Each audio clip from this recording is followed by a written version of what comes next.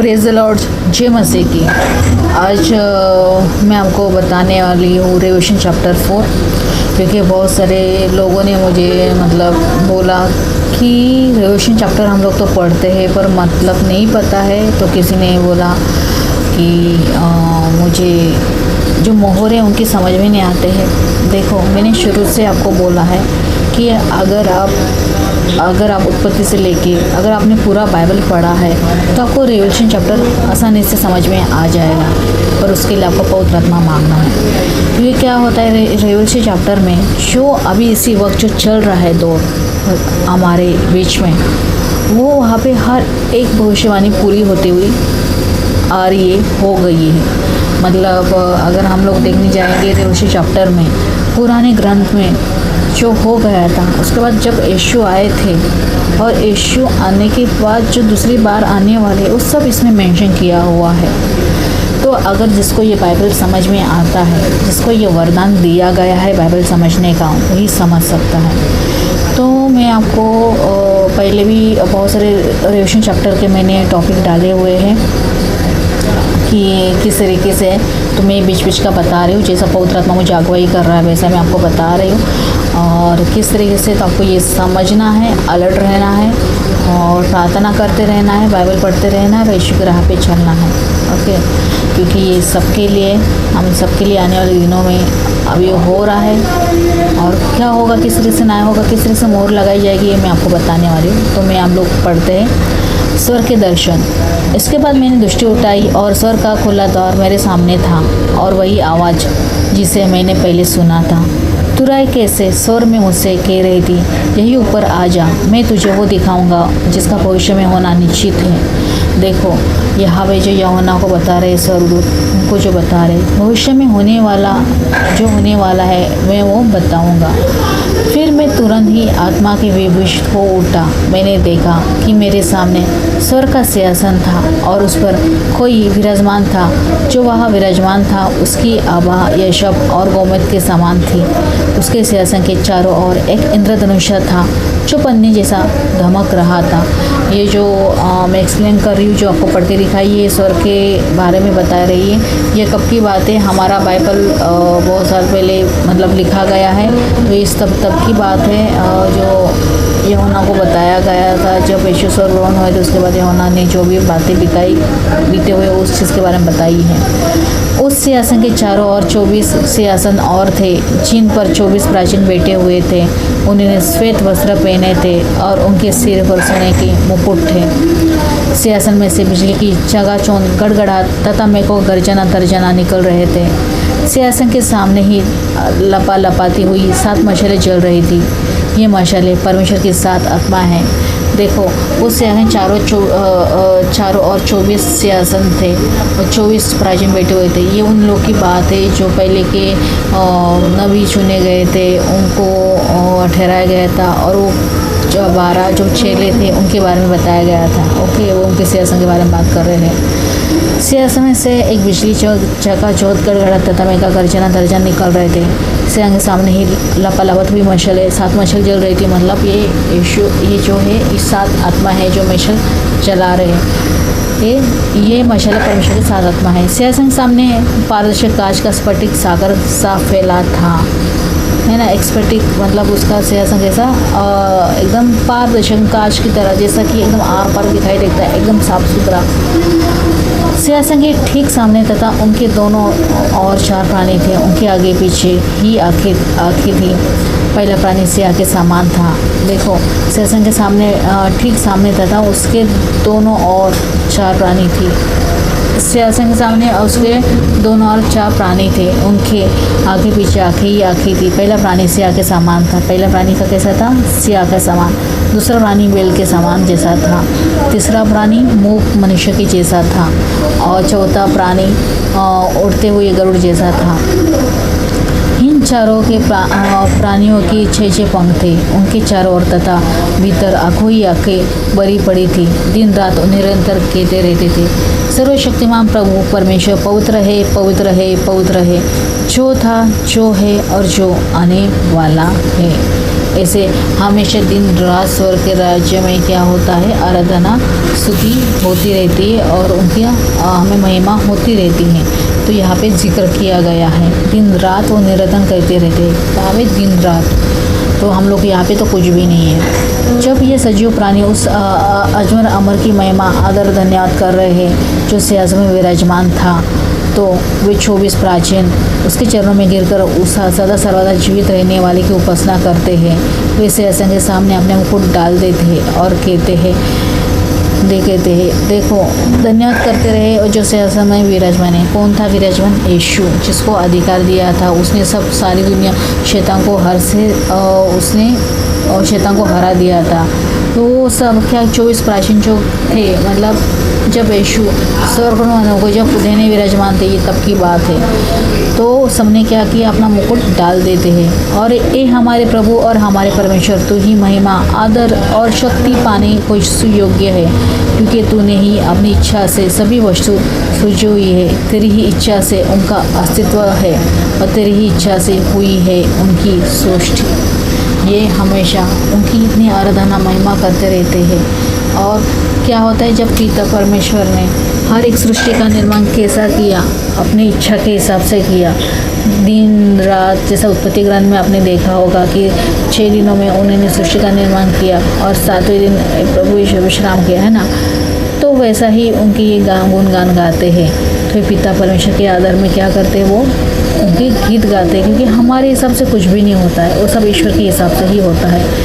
Okay, क्योंकि मैं आपको ये बता रही हूँ, एक गवाही बता रही हूँ। मैंने सुना था कि कोई ब्रदर थे जो किसी के लिए प्रार्थना करने गए थे और एक फैमिली थी, तो उसमें 2 लड़कियाँ थी। तो उसमें से बड़ी लड़की को दुष्ट आत्मा पकड़ा हुआ था।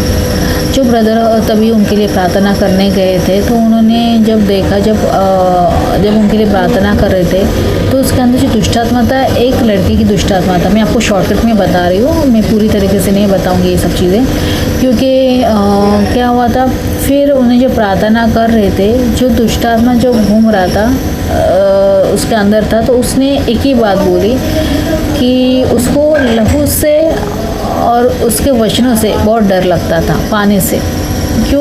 क्योंकि वो बोलते हैं जो वचन है ना, वचन ये बहुत अग्निफुल है, मतलब बहुत फायर होता है। और जब आप लोग ये वचन बोलते हो ना, तो हम जैसी आत्माएं जो रहती है, तो हम लोग को जलन होती है, और आप जो लहू छिड़कते हैं तो हम लोग को जलन होती है। तो और उसने यहाँ तक कबूल किया, तो उसने बोला कि स्वर्ग के राज्य में एक ही की महिमा चलती है, वो यीशु की आराधना स्तुति चलते हैं, और वहाँ पे दिन रात हालेलुया हालेलुया ये वर्ड्स बोला जाता है। तो शैतान भी उसको पता है कि स्वर्ग के राज्य में क्या होता है, और उसने सुना है। तो वचन भी देखो, उस दुष्टात्मा भी वचन से डरता है, उस लहू से डरता है।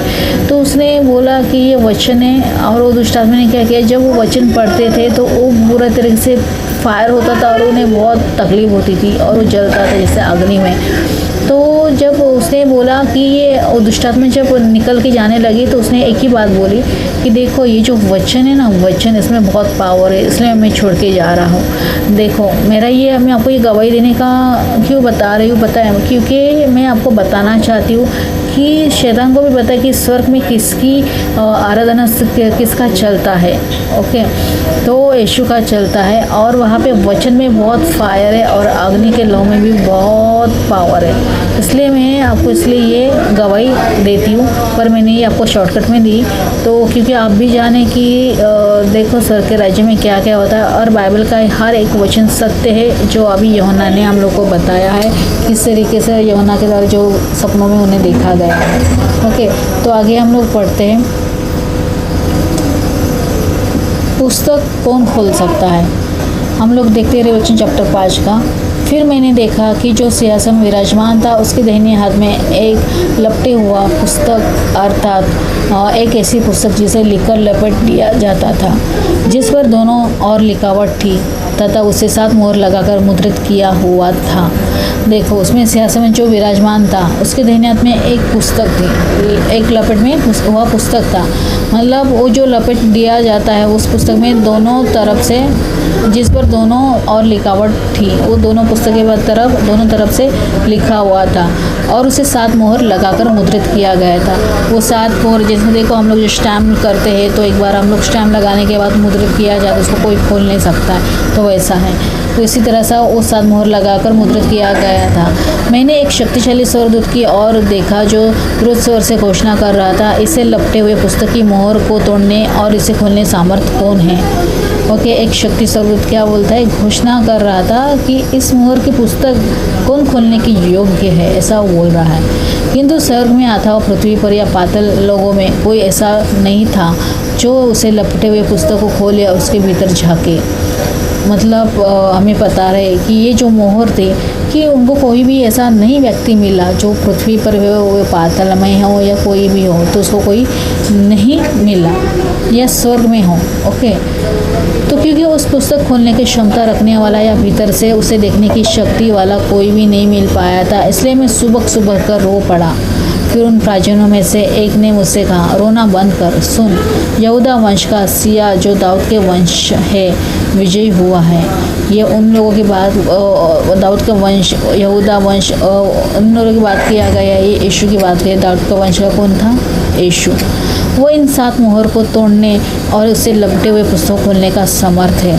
उन्हें क्या है, इस 7 मोहर तोड़ने और उसको मोहर पुस्तक खोलने का उनको अधिकार दिया गया था। ये पुस्तक उनसे पता है जो आने वाले दिनों में, जो पुस्तक होने वाले दिनों में क्या क्या होने वाला है, वो पुस्तक है।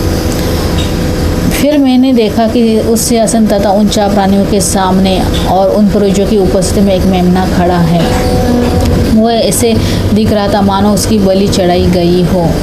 देखो वहाँ पे क्या बोला, 4 प्राणी सामने, उनके पुरुषों से एक मेमना खड़ा है। वो कौन? ईश्वर का पवित्र मेमना कौन था? यीशु।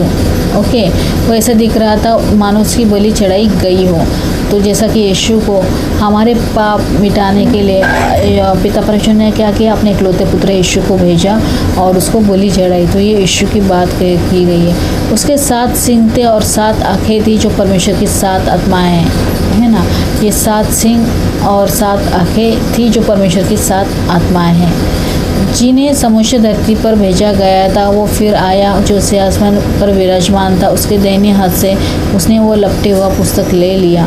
देखो जैसा हम लोग कैसे सीसी कैमरे रखते हैं, जैसे कि हम लोग देखते कि क्या हो रहा है क्या नहीं, है ना, हर एक जगह पे, वैसे ही ये 7 आत्माएं, 7 ओछो के वो क्या हुआ था, उन्होंने परमेश्वर की 7 आत्माएं, ओके, जो धरती पे भेजा गया था देखने के लिए कि क्या हो रहा है क्या नहीं, किस तरीके से हो रहा है। जब उसने वो लपेटा हुआ पुस्तक ले लिया तो उन 4 प्राणी तथा 24 प्राणी से उससे मेमने के दंडवत प्रणाम किया। जब उसने वो लपटा हुआ पुस्तक ले लिया तो 4 प्राणी 24 प्राची ने उसमें मेमने को दंडवत किया। किसको प्रणाम किया? यीशु को। उनमें से हर के पास वीणा थी तथा सुगंधित सामग्री से भरे सोने के धूपदान थामे थे जो संत जनों की प्रार्थना है। वे एक नीत गात गा रहे थे। किसकी खुशी में? क्योंकि उन्होंने शैतान को हराया था और जो पवित्र मेमना था जो यीशु के उनके लिए क्या कर रहे थे? प्रार्थना कर रहे थे और वो नया गीत गा रहे थे। वो कौन सा गीत? तो ये पुस्तक लेने को समर्थ है और जो इस पर लगी मोहर खोलने को, क्योंकि तेरा वध बलि के रूप कर दिया है। बोलता है प्रभु यीशु को कि तू ये पुस्तक लेने के समर्थ है और इस पर जो मोहर लगी है उस बलि के रूप में क्या बोल रहे हैं, तुझे मेमने के रूप में चलाया गया है और अपने लहू से तूने परमेश्वर के हेतु जनों को हर जाति से, हर भाषा, सभी कुलों से, सब राष्ट्रों से मोल लिया है। मतलब उन्होंने शैतान को हराया, तो हर किसी को अपने पाप से मुक्त करने के लिए खून से उसने अपना खून बहाया है ना। वो ईश्वर का पवित्र मेमना यीशु। और तूने उनको रूप में राज्य दे दिया है और हमारे परमेश्वर के हेतु उन्हें याजक बनाया है और वे धरती पर राज्य करेंगे। और वो क्या बोलते, तूने उनको रूप में राज्य दे दिया है और हमारे परमेश्वर के हेतु, उन्हें याजक बनाया और धरती पे राज्य करेंगे। तो ये बताया गया है, ये यीशु की बात बताया गया है जो बलि के रूप में उनको मेमने के रूप में चढ़ाया गया था, ताकि हमारे पाप क्षमा हो जाए और हम लोग पाप से मुक्त हो जाए, और उन्हें शैतान को हरा दिया था इस धरती पे। तभी मैंने देखा कि अनेक स्वर्गदूत दुनिया को सुना, और वे उस सिंहासन, उन प्राणियों तथा प्राचीन के चारों ओर खड़े थे। स्वर्गदूत संख्या लाखों करोड़ों थी। वो उच्च स्वर से कह रहे थे, वो मेमना जो मार डाला गया था, वो पराक्रम, धन, विवेक, बल, आदर, महिमा और स्तुति प्राप्त करने को योग्य है। ये ध्वनि तभी मैंने देखा स्वर्गदूत, मतलब पता है ये यीशु जाने के बाद जो प्राचीन से चारों ओर खड़े थे, प्राचीन स्वर्गदूत लाखों संख्या कैसी थी, लाखों करोड़ों, मतलब स्वर्ग के राज्यों में, मतलब देखो लाखों करोड़ों की संख्या स्वर्गदूत की है। इसमें आप जान लो कितनी संख्या है, लाखों करोड़ों की स्वर्गदूत हम लोग जान नहीं सकते। जो और वो क्या कर रहे थे, उनकी महिमा और स्तुति कर रहे थे। फिर मैंने सुना कि स्वर्ग की, धरती पर, पाताल लोक की, समुद्र की समूची सृष्टि, हाँ उस समूचे ब्रह्मांड का हर प्राणी कह रहा था जो सिंहासन में बैठा है और मेमना का स्तुति, आदर, महिमा और परम क्रम सर्वदा रहे। और मैंने स्वर्ग की, धरती पर की, पाताल लोक की, समुद्र के समूचे सृष्टि में क्या ब्रह्मांड में हर प्राणी कह रहा था, मतलब चाहे धरती हो, स्वर्ग हो, चाहे पाताल हो, सबके मुँह में एक ही है, वो है यीशु। और उनका क्या पवित्र मेमने की स्तुति की जा रही है। फिर उन चार प्राणियों ने आमीन कहा और प्राचीन ने नतमस्तक होकर उपासना की। अभी मैं मोहर के बारे में बात करने जा रही हूँ, जो मुझे किसी ने क्वेश्चन पूछा था कि मुझे मोहर का मतलब समझाओ, तो हम लोग पढ़ते आगेगा। मेमने की पुस्तक खोलना, रेवलेशन चैप्टर 6 के बारे में बताते। मैंने देखा कि मेमने ने 7 मोहर में से एक को खोली। तभी उन चार प्राणियों में से एक को मैंने मेघा गर्जन जैसे स्वर में कहते सुना। जब मैंने दृष्टि उठाई तो पाया कि मेरे सामने एक सफ़ेद घोड़ा था। घोड़े का सवार धनुष्य लिए हुआ था। उसे विजय मुकुट पहनाया गया और वो विजय पाने के लिए विजय प्राप्त करता हुआ बाहर चला गया। ये है वाइट घोड़ा, जो ये पहली मोहर में से, ओके। तो उन्होंने क्या किया, चार प्राणियों में से एक को मैंने गए सोरा और उन्होंने क्या किया, उस सफ़ेद घोड़ा जो सवार था उसके पास धनुष्य था, उसको मुकुट पहनाया गया और विजय प्राप्त करने के लिए उसको भेजा गया। ये सफ़ेद घोड़ा का मीनिंग रहता है विजय प्राप्त करने के लिए, ओके, जो उसको उस धरती पे भेजा गया। जब मेमने ने दूसरी मोहर तोड़ी तो मैंने दूसरे प्राणी को कहते सुना, इस पर अग्नि के समान लाल रंग का एक और घोड़ा बाहर आया। इस पर बेटे सवार को धरती से शांति छीन लेने और लोगों से परस्पर हत्या करवाने को उकसाने का अधिकार दिया गया था। उसे एक लंबी तलवार दे दी गई थी। देखो ये घोड़े जो मैं बता रही हूँ एक्सप्लेन, ये उनको छोड़ा गया है, ओके, जो हमारे यहाँ पे काम कर रहे हैं। तो लाल घोड़े का प्रतीक क्या था कि वो शांति, जो आज लोगों के अंदर बिल्कुल शांति नहीं है, आज वो भटक रहे, जल पिछल है, तो क्या करे, और शांति हो के उनको अंदर वो यीशु की शांति है नहीं। कि प्रभु यीशु हमेशा बोलते हैं कि मेरी शांति तुम्हारे साथ बने रहे, पर कितने सारे लोग शांति से लाइफ में जीवन बिता रहे हैं। वो शांति मतलब लाइफ का ये नहीं, अंदर की शांति की बात करें, जो इनर हीलिंग की बात करें, तो आज लोगों के सामने वो शांति नहीं है। इसलिए लोग भड़क रहे हैं। आज कोई हाइपर हो रहा है, कोई किसी को क्या कर रहा है, एक दूसरे मर्डर कर रहे हैं, क्या क्या हत्याएं हो रही है, ये सब चीज़ें। तो वो जो है, जो घोड़ा बाहर है, ये जो सवार था वो शांति छीन लेने का, और आज वैसा ही हो रहा है। देखो इस मतलब तो लंबी तलवार दे दी गई, एक दूसरे का क्या बोले उकसाए, और क्या एक दूसरे को मर्डर करे, है ना, एक दूसरे को ये करे। तो आज वो जो शांति हमारे बीच दिखाई नहीं दे रही है, और जिन्होंने यीशु को ग्रहण किया है, उनकी शांति ग्रहण किया है, वही टिक सकता है। देखो घोड़े सवार, इसलिए आपको अलर्ट रहना है, आपको प्रार्थना करते रहना है। फिर मेमने ने जब तीसरी मोहर तोड़ी तो मैंने तीसरे प्राणी कहते सुना, जब मैंने दृष्टि उठाई तो वहाँ मेरे सामने काला घोड़ा खड़ा था। उस पर बेटे सवार के हाथ में एक तराजू थी। तभी मैंने उन चारों प्राणियों के बीच में से एक शब्द सा आते सुना, जो कह रहा था, एक दिन की मजदूरी के बदले में एक दिन का खाने का गेहूँ, और एक दिन की मजदूरी बदले में 3 दिन तक खाने का जौ। किंतु जैतून जैतून तेल और मदिरा मदिरा को क्षति मत पहुँचाओ। यहाँ पे लगे तराजू कैसा रहता है, नाय का प्रतीक रहता है। ओके, वो काला जो घोड़ा है जो नाय का प्रतीक है, तराजू लेके जो पीछे खड़ा है, और वो क्या करता है, ये खाने का गेहूँ एक दिन की मजदूरी के बदले में एक दिन की खाने का गेहूँ। देखो जो मजदूरी करते हैं, जो यीशु की मजदूरी का मतलब क्या है, जो यीशु के है, जो मजदूरी कर रहे हैं यीशु के लिए, उनके बदले में एक गेहूँ और एक दिन मजदूरी के बदले में 3 दिन तक खाने का जो ये होता है। मतलब जब हम लोग खेती में जाते और जो उसका जो गेहूँ रहता है, हम लोग उसको बखर में उसको छालते और जो उसका भूसा रहता है वो क्या करते हैं, अग्नि के इसमें डाल देते हैं। तो उन्होंने उस गेहूँ की बात डाल देते हैं, मतलब किसी काम का नहीं है। और ये जो जैतून तेल है, मदिरा है, मदिरा को क्षति मत बचाना, मतलब ये मदिरा कौन सा था, द्राक्ष का, अंगूर की जो जैतूनी है, जैतून हम लोग को प्रतीक बनाता है तेल, ऑलिव ऑयल के बारे में बताया गया है। और मदिरा और अंगूर भी, और लाल अंगूर, तो उनको ये यीशु का प्रतीक है। इसलिए उस जो भी है, मतलब इसका मतलब ये होता है जिन्होंने यीशु को ग्रहण किया है, उसके राह पे चले तो उनको कोई भी हानि नहीं पहुंचाएगा। ओके, ये मतलब होता है। फिर हम लोग बताते हैं, फिर मैंने जब चौथी मोहर खोली तो चौथे प्राणी को मैंने कहते सुना, फिर जब मैंने दृष्टि उठाई तो मेरे सामने मिरियल सा पीले हरे से रंग का एक घोड़ा उपस्थित था। उस पर बैठे सवार का नाम था मृत्यु, और उसके पीछे सटा हुआ चल रहा था प्रेत लोग। धरती के 1/4 भाग पर उन्हें यह अधिकार दिया गया था, चौथाई भाग धरती के 1/4 भाग पर, और कि युद्ध, अकाल, महामारी तथा धरती के हिंसक वंशों के द्वारा लोगों को मार डाले।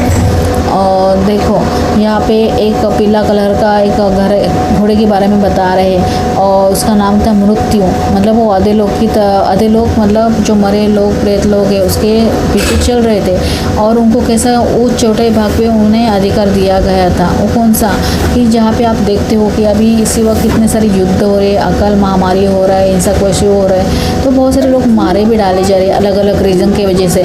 तो ये घोड़े छोड़े गए हैं। ओके, छोड़ने वाले नहीं, घोड़े छोड़े गए हैं, और ये हो रहा है हमारे इसमें। ओके, तो ये उसकी बात है। तो उसके पीछे उसको क्या दिया है, अधिकार दिया गया है सब चीज़ों में।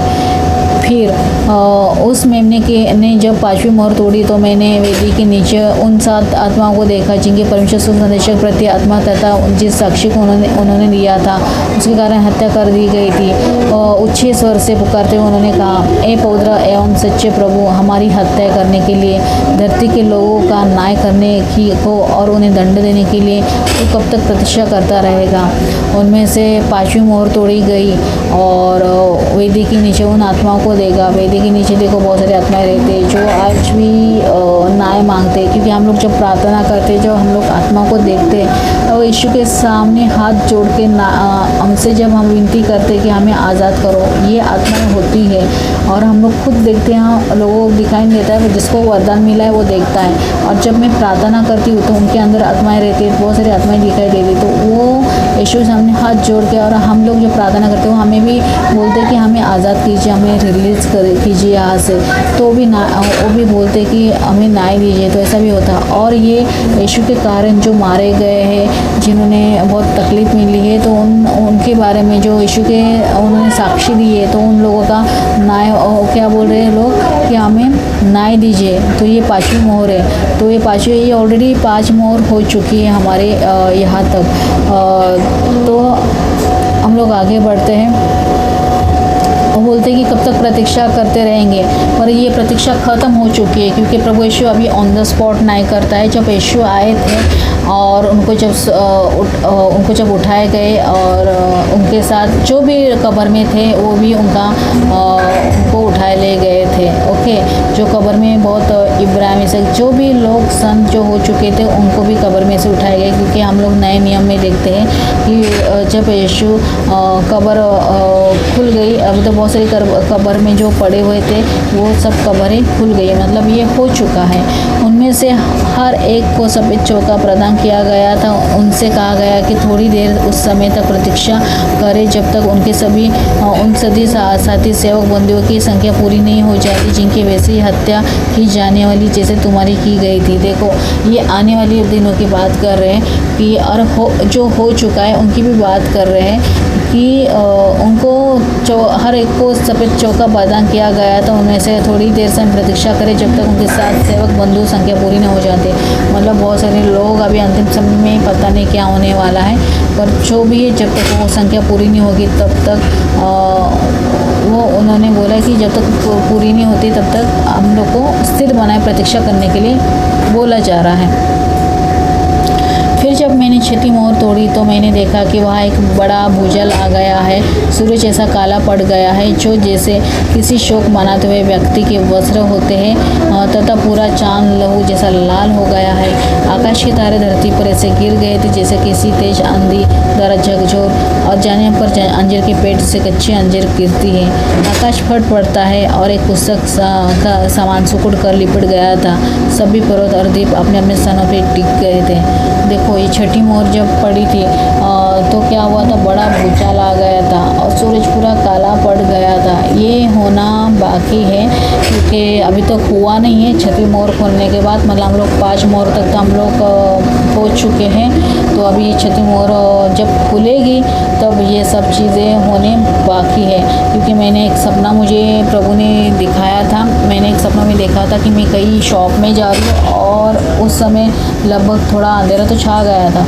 तो मैंने जब आकाश के ऊपर में घर से शॉप से जब दुकान से घर जा रही थी तो मैंने आकाश में देखा कि एक बड़ा चंद्रमा एकदम लाल हो गया और मैं इसको तरफ बाप रे इतना लाल कैसा हो गया। तो मैं अकेली थी तो मैं जा रही थी तो मैं ऐसे भाग के आई तो मेरे अंदर से कुछ मुझे तभी तो अजीब सा फील हुआ और तभी सभी शैतानों को वहाँ पे छोड़ा गया था और मैं अंदर से सब दरवाजा बंद कर दिया था मैंने। और मैंने देखा ये कैसा हो सकता है, जैसे कि और बहुत अंधेरे छा गए थे और सब ने भी दरवाजे बंद किया था और पूरा सन्नाटा छाया हुआ था उस टाइम पे। और ऐसा लग रहा कि मैं वैसे भाग के आई और वो मैंने मुझे सपनों में प्रभु ने दर्शन दिए थे। तभी मैं समझ नहीं पा रही थी ये क्या हो रहा है। पर मैं बहुत दिन से जब मैंने शेयर किया किसी को और मैंने देखा कि नहीं ये सच्ची में है, मतलब प्रभु ने जो भी रोज चैप्टर में होने वाला है ऑलरेडी बताया गया है। धरती पर ऐसे गिरे जैसे कि कोई तेज आंधी द्वारा झकझोर जाने पर अंजीर के पेड़ से कच्ची अंजीर गिरती है और आकाश पड़ा था और पुस्तक के सामान सिकुड़ कर लिपट गया था। सभी पर्वत और द्वीप अपने अपने स्थानों से टिक गए थे। देखो ये छठी मोहर खोलने के बाद सब लोग प्रभु यीशु बोलते हैं ना कि तुम लोग जान सकते हैं कि बारिश होने वाली कि नहीं होने वाली है, क्या होने वाले। तो इसके आप ये क्यों नहीं पहचानते कि यीशु का राज्य कब आने वाले है। तो प्रभु यीशु अपने शिष्यों को ऐसा बोलते हैं। तो सेम उन्होंने यहाँ पे इसके बारे में बताया गया जब छठवां मोहर खोली जाएगी ये सब होने वाला, अभी तक हुआ नहीं, होने वाला है। तो हम लोग देखते संसार के सम्राट, शासक, सेना नायक, धनी, शक्तिशाली और सभी लोग तथा सभी स्वतंत्र एवं दास लोगों ने पहाड़ों पर, चट्टानों के बीच और गुफाओं में अपने आप को छुपा लिया था। वे पहाड़ों और चट्टानों से कह रहे थे हम पर गिर पड़ो और वो जो सिंहासन पर विराजमान है तथा उस मेमने के क्रोध के सामने हमें छिपा लो।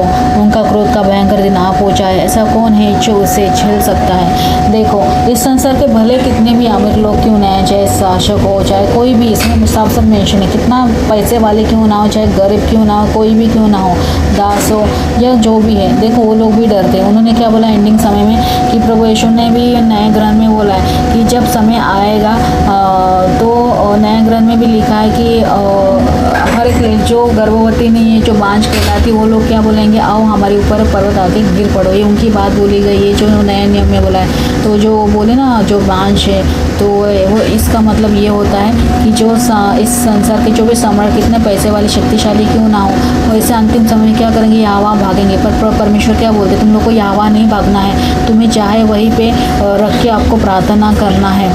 ओके, पर यहाँ पे ये लोग क्या गए, जो डर गए थे, जो यीशु को नहीं जानते थे, विश्वास नहीं, अगर जाने भी उन्होंने विश्वास नहीं किया और उनकी बात नहीं मानी, तो क्या जो अपने आप को समझते कि मैं पैसे वाली चाहे जितना कोई भी क्यों ना हो, तो वो क्या करते, गुफा में छुप जाते और उनके भयानक दिन आप बोलते वैसा वो क्या बोलते कि ईश्वर का क्रोध कैसा है। सोच लो कि ईश्वर का क्रोध एकदम भयानक है और वो लोग बोलते हमारे यहाँ पे आके हमारे ऊपर हमें छुपा लो ताकि ईश्वर का क्रोध उससे भी बड़ा भयंकर है। तो हमें क्या करना है, यीशु की बातें माननी चाहिए। कितना भी अगर इस दुनिया में कितने पैसे वाले क्यों ना हो, कितने लोग घमंडी क्यों ना हो, जो यीशु को नहीं जानते, जिन्होंने ग्रहण नहीं किया, जो जानते नहीं कि ईश्वर किस तरीके से काम कर सकता है, तो आज जान लो कि ईश्वर इस तरीके से काम कर सकता है। ये रेवलेशन चैप्टर में लिखा हुआ है और जो होने वाला है वही बातें बताई गई है। तो आगे का जो 7वां जो मोहर है उसके बारे में अगले चैप्टर में मैं बताऊंगी, क्योंकि चैप्टर बहुत बड़ा होता है। तो आप सबको प्रभु आशीष करे और बाइबल पढ़ते रहिए और जानिए। और मेरा ये आपको क्यों बताने का है मकसद है, क्योंकि अभी जो समय आ रहा है जिस तरीके से चल रहा है, इसलिए प्रभु ने मुझे बताने के लिए बोला है, इसलिए मैंने आपको ये रेवलेशन चैप्टर के बारे में बताया। तो आपको अलर्ट रहना है। मेरा कहने का मकसद यही है कि आप अलर्ट रहिए और प्रार्थना करते रहिए अपने लिए, बाइबल पढ़ते रहिए। और अगर आपको कुछ प्रेयर रिक्वेस्ट है तो आप कमेंट बॉक्स में प्रेयर रिक्वेस्ट डाल सकते हो, या आपको यीशु के राज्य में बीज बोना है तो आप बीज बो सकते हैं। मेरा GPay नंबर उसमें आप बीज बो सकते हैं और मेरे YouTube चैनल को लाइक और शेयर सब्सक्राइब कीजिए, ज़्यादा से ज़्यादा शेयर कीजिए। और प्रभु आप सबको आशीष करे। God bless you. Praise the Lord. जय मसीह।